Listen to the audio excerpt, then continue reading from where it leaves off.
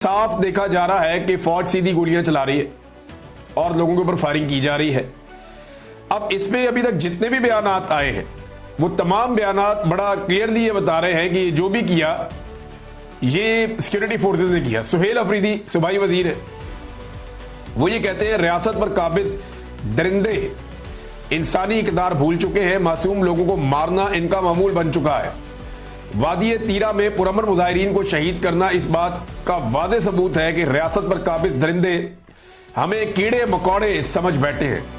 लेकिन इस दफा हम किसी भी किस्म की डॉलरी जंग का ना हिस्सा बनेंगे और ना ही किसी मखसूस टोले को अपने खून से जजीरे खरीदने देंगे। ये खुद साख्ता दहशतगर्दी है जिसका फैसला लंदन प्लान में बंद कमरों में किया गया था और हालात खराब होने से पहले हमने पूरी कौम को इसके बारे में आगाह किया था। खून के सौदागर ये भूल चुके हैं कि ये सन 2002 नहीं है, ये 2025 है और अब हर शहरी बाशऊर हो चुका है। इंशाल्लाह आपके गलत फैसलों को मानने से पहले भी कई दफा इनकार कर चुके हैं और आइंदा भी करेंगे। हम अपनी कौम के साथ खड़े थे, खड़े हैं और खड़े रहेंगे। इस जुल्म, जबर, फस्तायत और मासूम कबायलियों का खून बहाने की हम बहुत दफा मजम्मत कर चुके हैं, लेकिन अब फैसला सड़कों पर करने का वक्त आ गया है। तमाम पख्तूनों को इस खुद साख्ता आग जो कि डॉलरों के पुजारी लगा चुके हैं, इसको रोकने के लिए सड़कों पर आना होगा, वरना ये आग अगर खैबर पख्तूनख्वा में लगी है तो इसकी तपिश कराची, लाहौर और इस्लामाबाद में भी महसूस होगी।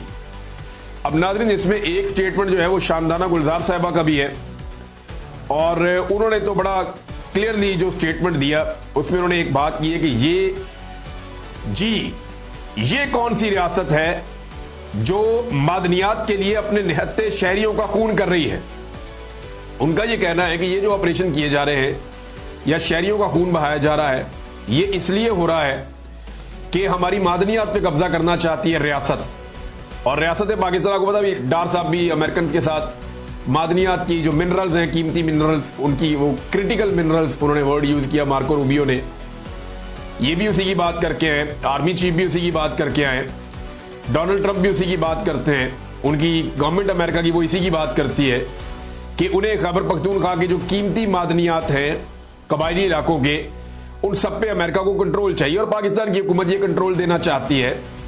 इसमें ये अपनी जेबें भरेंगे और अवाम के हाथ कुछ नहीं आएगा। मैं पाकिस्तानी अवाम को एक बात का यकीन दिलाना चाहता हूं कि ये एस्टेब्लिशमेंट और ये हुकूमत आपकी सारी मादनियात बेच देंगे अमेरिका को खुश करने के लिए और ये अपनी जेबें भर के यहां से भाग जाएंगे।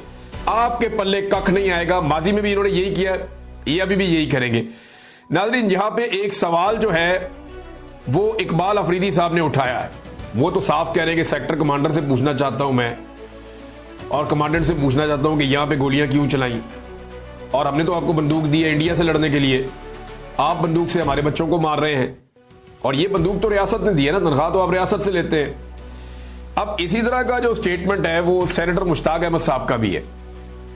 वो इस बारे में कहते हैं कि वादी तीरा में जिला खैबर में सिक्योरिटी फोर्सेज की तरफ से फायर किया जाने वाला मार्टर गोले से एक बच्ची की शहादत के बाद इलाके के अवाम के पुरअमन एहतजाज पर सिक्योरिटी फोर्सेज की फायरिंग से 6 बेगुनाह सिविलियन मुजाहिरीन की शहादत की इतलात आ रही है। ये बदतरीन हुकूमती दहशतगर्दी है। क्या कबायली अवाम को अपने जिगर गोशों के कत्ल पर एहतजाज का हक नहीं है? क्या पुरअमन आईनी एहतजाज का जवाब सीधी फायरिंग और मुजाहिरीन का कत्ल है? इस्लामाबाद में भी यही हुआ था ना, सीधी फायरिंग कर दी थी अवाम के ऊपर। तीरा के मजलूम अवाम के साथ हूं मैं। इस हुकूमती कत्लो गारत गिरी की मजम्मत करता हूं। इस अंदोनाक वाकया की अदालती इंक्वायरी का मुतालबा करता हूं। फौजी ऑपरेशन, सिविलियंस आबादी पर बमबारी, मार्टर गोलों की फायरिंग, ड्रोन हमले फौरी बंद किए जाएं। ये जनाब स्टेटमेंट है सेनेटर मुश्ताक अहमद साहब का। इसमें जो मोहसिन दावड़ है उन्होंने भी एक स्टेटमेंट दिया। इनका ताल्लुक पाकिस्तान तहरीक इंसाफ से नहीं, इनकी अलग जमात है और इन्होंने भी बड़ी शदीद मजम्मत की है इसकी। और इस सारी चीज़ को इन्होंने कहा सिक्योरिटी फोर्सेज की मजम्मत करता हूं मैं कि उन्होंने फायर खोला या फायरिंग की सिविलियंस के ऊपर तीरा में। तो इन्होंने भी ये कहा कि ये सिविलियंस के ऊपर जो फायरिंग है ये सिक्योरिटी फोर्सेज ने की है। इनके अलावा और लोग भी यही कह रहे हैं कि ये जो फायरिंग हुई है सिविलियंस के ऊपर ये सिक्योरिटी फोर्सेज ने की है। वीडियोज भी आ चुकी हैं, बहुत सारी चीजें आ गई। अब कुछ चीजें क्लियर हो गई। नंबर एक बच्ची शहीद की गई, पहले ये गलती। उसके बाद लोग पुरअमन एहतजाज कर रहे थे और इसका एतराफ खुद सिक्योरिटी इदारे ने किया जी लोग पुरअमन थे और वो अपने हक के ऊपर एहतजाज कर रहे थे। फिर इन्होंने कहा दहशतगर्दों ने गोली चलाई, वीडियोज आ गई, पता चल गया दहशतगर्दों ने नहीं चलाई, गोलियां सिक्योरिटी फोर्सेज ने चलाई। और उसके बाद लोगों ने पथराव भी किया, लोगों ने पथराव किया। ये वीडियोज इसकी भी आ गई कि लोग भी पथराव कर रहे थे।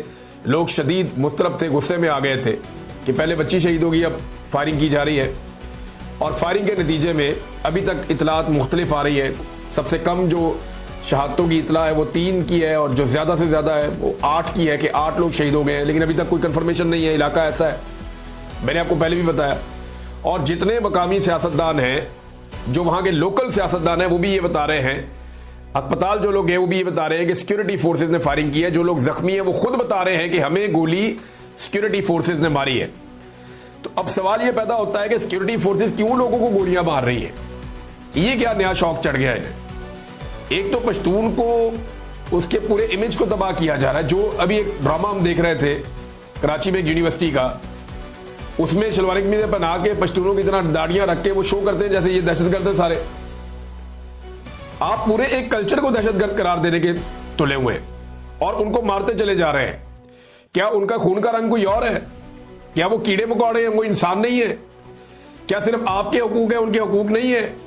कि लाहौर में और कराची में किसी को कुछ नहीं होना चाहिए, रावलपिंडी में किसी को कुछ नहीं होना चाहिए, लेकिन यहां कोई पश्तून मारा जाता है तो मारा जाए, कोई बलोच मारा जाता है मारा जाए, कोई कोयटा के रहने वाला हमारा पश्तून मारा जाता है तो मारा जाए, कोई गरीब मारा जाता है चलो पंजाब का भी तो वो भी मारा जाए।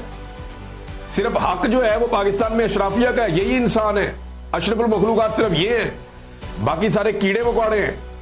ये नाजरीन पाकिस्तान के साथ हो रहा है और पाकिस्तानियों के साथ लगातार किया जा रहा है। और जहां इन्होंने जाकर लड़ना है वहां लड़ने की इनमें सलाहियत ही नहीं है, वहां ये बात ही नहीं कर सकते, वहां इनका मुंह ही नहीं खुलता। मिसाल के तौर पे ये आप देखें स्टेटमेंट मोहसिन नकवी का, ये बदकिस्मती से पाकिस्तान का वजीरे दाखिला है और इसका स्टेटमेंट देखें, ये एक एतराफ कर रहा है। एक्चुअली तो मैं इसको एक सरेंडर ही कहूंगा। वो ये कह रहे हैं जी हमने काफी कंसल्टेशन की है और उसके बाद हमने ये फैसला किया मिनिस्ट्री ऑफ फॉरेन अफेयर्स के साथ कि बलूचिस्तान की गवर्नमेंट के साथ भी हमारी बात हुई है और सिक्योरिटी एजेंसीज के साथ भी हुई है और ये डिसाइड हो गया है कि जो ज़ायरीन हैं जो ईरान जाते हैं ज़ियारतों के लिए, उन्हें इजाज़त नहीं दी जाएगी कि वो बलूचिस्तान की सरजमीन से ज़मीनी ट्रैवल करें। ये सबसे सस्ता रास्ता यही होता है कि ये अब बाई एयर ही जाएंगे। जो लोग कम पैसे देकर बाई रोड चले जाते थे वो अब नहीं जा सकेंगे। मोहसिन नकवी का जो फ्लाइटें बढ़ा देंगे, ये कर देंगे, वो कर देंगे, फैसिलिटेट करेंगे, लेकिन जो गरीब लोग बेचारे ज़ायरीन जाते थे वो अब नहीं जा पाएंगे। और ये एक बहुत बड़ा सरेंडर है मोहसिन नकवी का। मोहसिन नकवी की एक बात आपको याद दिलाऊं, ये वही मोहसिन नकवी है जो बहुत बड़े बड़े दावे किया करता था